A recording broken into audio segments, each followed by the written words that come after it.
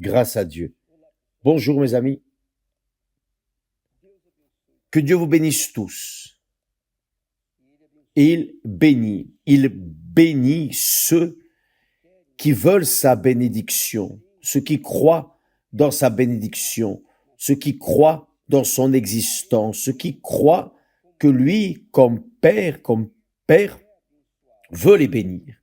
Alors, ceux qui croient, ceux qui veulent, ceux qui désirent, Dieu répond et correspond à leurs nécessités. Mais il faut savoir, mes amis,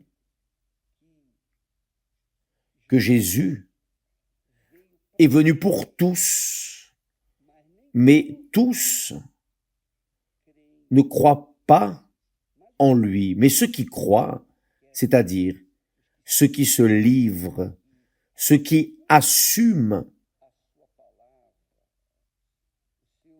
sa parole, ses conseils, ses lois, ses commandements, ceux-là reçoivent. Parce que la bénédiction promise est pour ceux qui obéissent à la parole de Dieu. Et la malédiction est pour ceux qui désobéissent. Donc c'est ainsi, Dieu laisse à notre disposition, à notre choix, la bénédiction ou la malédiction. Parce qu'il est clair, ce n'est pas que Dieu a du plaisir à maudire les désobéissants. Non. Qui maudit les désobéissants? C'est l'esprit de la rébellion. C'est l'esprit du mal. C'est l'esprit de ce monde. C'est lui qui maudit. Il maudit pourquoi? Parce que l'esprit de la désobéissance, l'esprit de la rébellion, a le droit de maudire les rebelles parce qu'ils lui appartiennent. Ça, c'est le problème. Quand la personne qui est rebelle se tourne vers Dieu et commence à obéir à sa parole, alors cette personne sort de l'autorité du maudisseur et elle entre sous l'autorité du bénisseur. C'est clair, c'est évident. C'est une question d'intelligence, car il n'est même pas nécessaire que la personne croie. Il suffit juste d'utiliser un peu d'intelligence, juste un peu, pour résoudre le problème, pour résoudre votre vie. Faites attention, je vais répéter. Le bien est un esprit, c'est le Saint-Esprit. Le mal, c'est un esprit, c'est l'esprit du mal.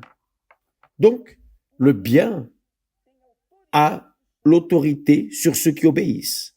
Le mal a l'autorité sur ceux qui désobéissent. Juste cela. Qui choisit le bien ou le mal? C'est nous. Qui choisit le bien peut avoir la certitude qu'il sera béni. Mais qui ne choisit pas le bien, qui n'opte pas pour le bien, continuera sous l'autorité du mal, sous l'autorité de la malédiction. Donc, beaucoup de personnes ne comprennent pas cela, mais c'est la balance de la vie. Si vous tendez vers le bien, vers l'obéissance à la parole de Dieu, alors vous avez la garantie de Dieu que vous serez béni. Ça ne veut pas dire qu'il va faire un tour de magie et que vous aurez une vie nouvelle et transformée, bénie, riche, etc. Rien de tout cela. Mais pas à pas, jour après jour, conformément à ce que vous allez semer sa parole dans votre vie, l'obéissance dans la parole de Dieu, alors vous allez moissonner les fruits de l'obéissance. Mais si la personne est rebelle, elle sait qu'elle est rebelle, elle ne croit pas en Dieu, elle pense que Dieu c'est une histoire, que Dieu est une affaire, alors cette personne continuera de moissonner la malédiction jour après jour après jour. Là, ils ont l'habitude de dire, ah, tel est béni parce que il est né avec le derrière tourné vers la lune, ou il est né avec de la chance. Rien de chance.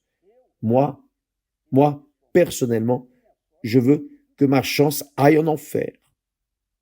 Je veux. Je ne dépends pas de la chance. Je ne dépends pas de la chance ni des autres. Je dépends de l'intelligence, de la sagesse, de la tête que Dieu m'a donnée, du rationnel que Dieu m'a donné, qui dit, si tu obéis à la parole de Dieu, tu peux être sûr que tu seras béni. Maintenant, si tu désobéis, tu peux être sûr aussi que tu continueras, tu seras maudit. C'est la réalité. C'est-à-dire le bien et le mal sont devant vous, mes amis. Peu importe si vous êtes croyant, évangélique, pasteur, évêque, si vous êtes catholique, si vous êtes spirite, musulman, juif, peu importe qui vous êtes, mais vous êtes un être humain, vous êtes une âme devant Dieu et le diable. Donc Dieu veut bénir votre vie car il est Père.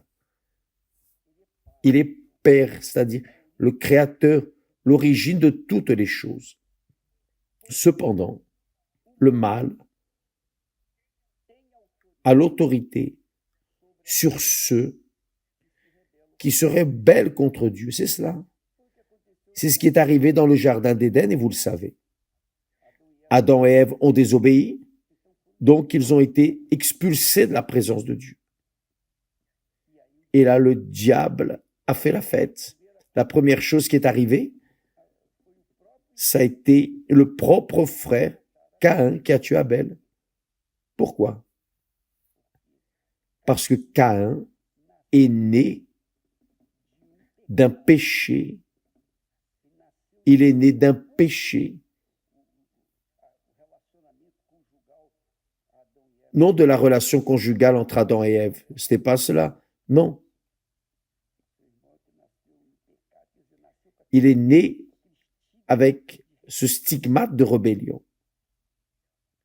Et l'humanité a grandi avec cet esprit de rébellion. Les enfants ont déjà cet esprit dès l'enfance. Je vous ai dit l'autre jour que quelqu'un m'a dit, évêque, ma nièce de 2 ans,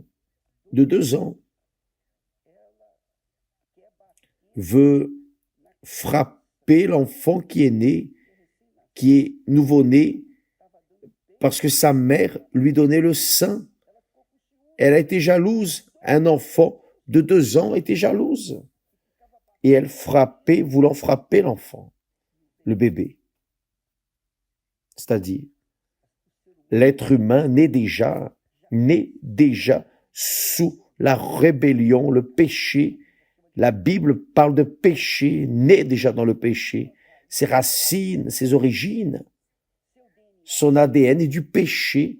C'est pour cela que Jésus est venu au monde. Il a donné sa vie pour racheter, pour sauver, pour délivrer ceux qui croient en lui, qui croient alors est sauvé de cette malédiction et sort du joug de la malédiction de l'enfer pour le royaume de Dieu, la domination de Dieu, la gouvernance du Saint-Esprit. Et là, la personne vit une vie différente de ce qu'elle vivait auparavant. Vous avez compris? Je voulais vous dire la chose suivante. Et ça, c'est la raison pour laquelle nous sommes là en ce moment.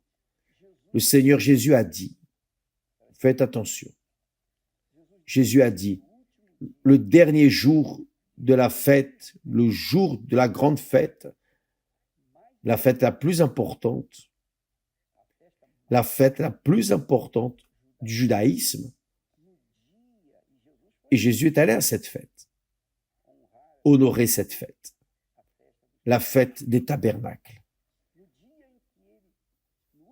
Le dernier jour de cette fête, Jésus, se tenant debout,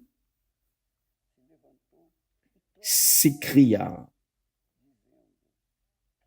il s'écria, si quelqu'un a soif, qu'il vienne à moi. Il ne parlait pas de vin, il ne parlait pas d'eau, H2O, il parlait du Saint-Esprit. Il se référait au Saint-Esprit. Il y a des personnes qui ont soif de guérison divine, d'autres qui ont soif de gagner de l'argent, il y a des personnes qui ont soif de conquérir un mariage, il y a des personnes qui ont soif de beaucoup de choses que le monde offre. Tout ce que le monde offre, les personnes ont soif. Mais peu ont soif de boire l'eau que Jésus offre, le Saint-Esprit. Avez-vous déjà pensé, mes amis? Laissez-moi m'approcher de vous. Faites attention.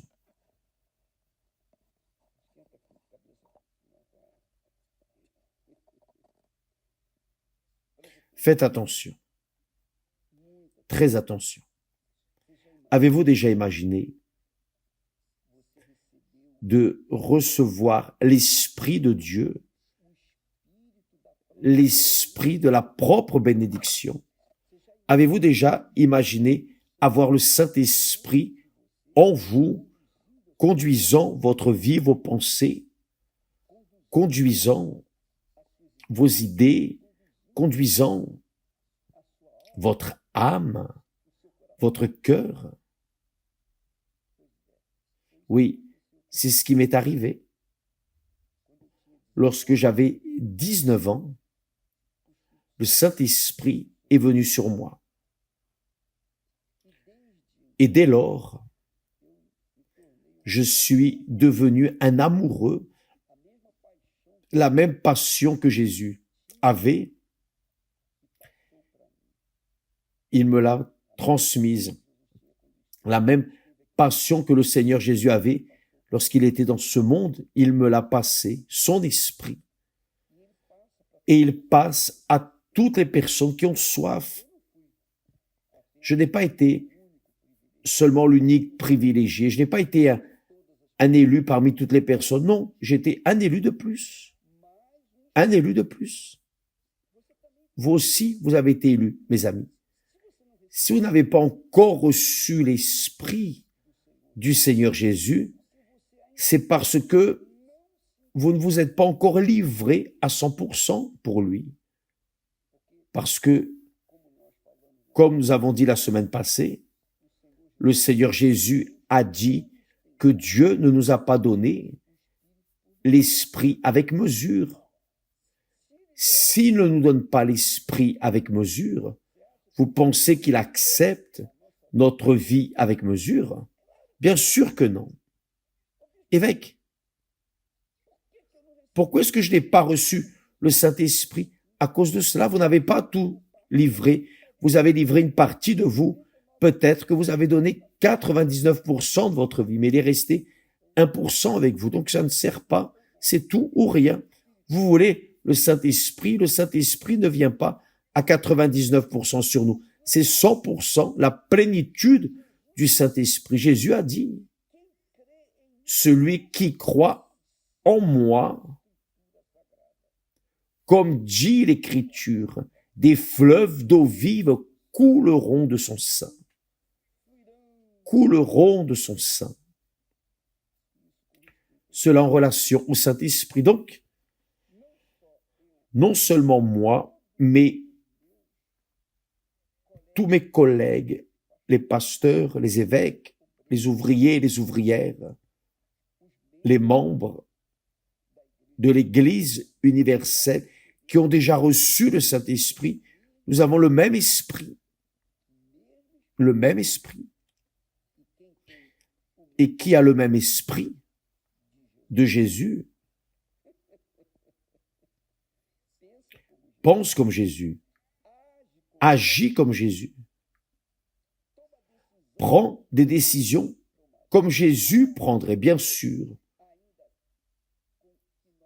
même si nous sommes pleins de faiblesses, d'erreurs, nous commettons des erreurs que Jésus n'a pas commises, mais son esprit est en nous. Il conduit, il parle, il enseigne, il oriente. Donc, lorsque nous allons prendre une décision, si nous en appelons à lui, il nous oriente à prendre la bonne décision. Si nous ne faisons pas appel, si nous comptons sur nous-mêmes, c'est fini, nous allons perdre. Même en ayant le Saint-Esprit. Avez-vous compris? Mais avez-vous déjà pensé, mes amis? Vous qui avez déjà pris tant de décisions erronées, vous qui avez fait tant de mauvais choix dans votre vie, la première chose erronée, c'est votre mariage, par exemple. Vous êtes marié, avez divorcé, vous êtes marié de nouveau, vous avez divorcé.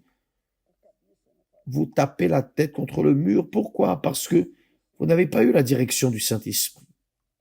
Donc, lorsque nous nous présentons pour prier pour les personnes, nous, les pasteurs, nous avons nos épouses respectives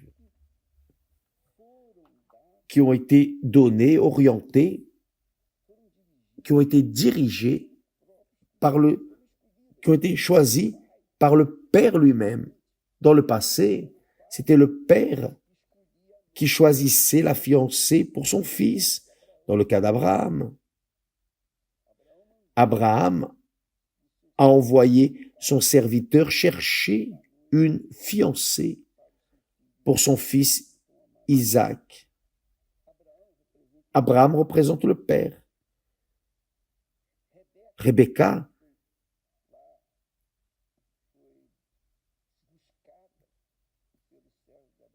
que le serviteur d'Abraham est allé chercher représente l'Église, la fiancée du Seigneur Jésus. Et Isaac représente Jésus. Le Père, notre Père éternel, cherche une fiancée pour son fils ou pour sa fille.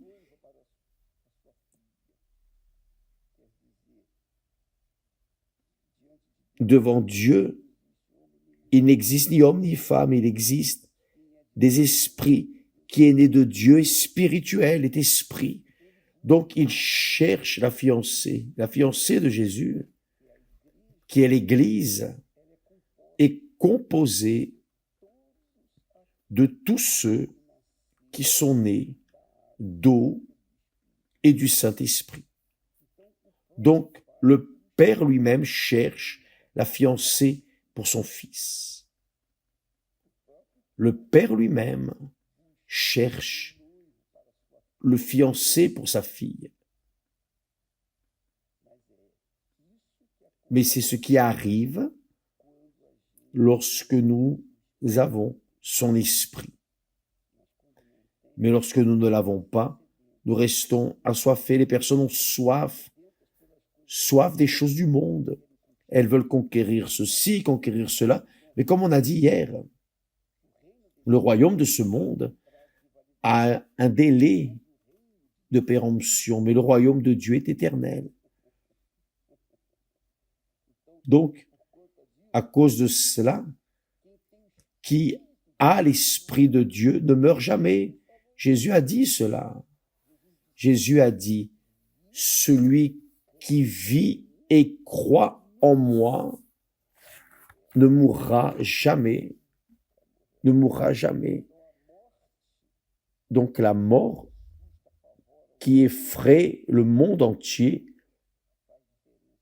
ne fait aucune différence pour nous, car nous ne mourrons jamais.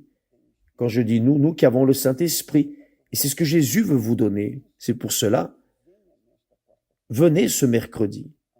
Demain, venez à l'Église universelle, les pasteurs, les évêques, tous, nous serons engagés à prier pour vous. Mais bien sûr, vous n'allez recevoir le Saint-Esprit que si vous venez avec la soif de le recevoir. Si vous n'avez pas cette soif, ce désir, cette volonté, par-dessus tout, par-dessus vos propres réalisations, rien n'arrivera. Mais si vous venez avec soif, vous allez boire. Car la promesse n'est pas mienne. La promesse est du Seigneur Jésus. Il a dit, si quelqu'un a soif, qu'il vienne à moi, à moi. Mercredi, demain, et dimanche aussi. Que Dieu vous bénisse tous. Nous serons de retour demain à 7 heures. Que Dieu vous bénisse au nom du Seigneur Jésus. Amen. Grâce à Dieu.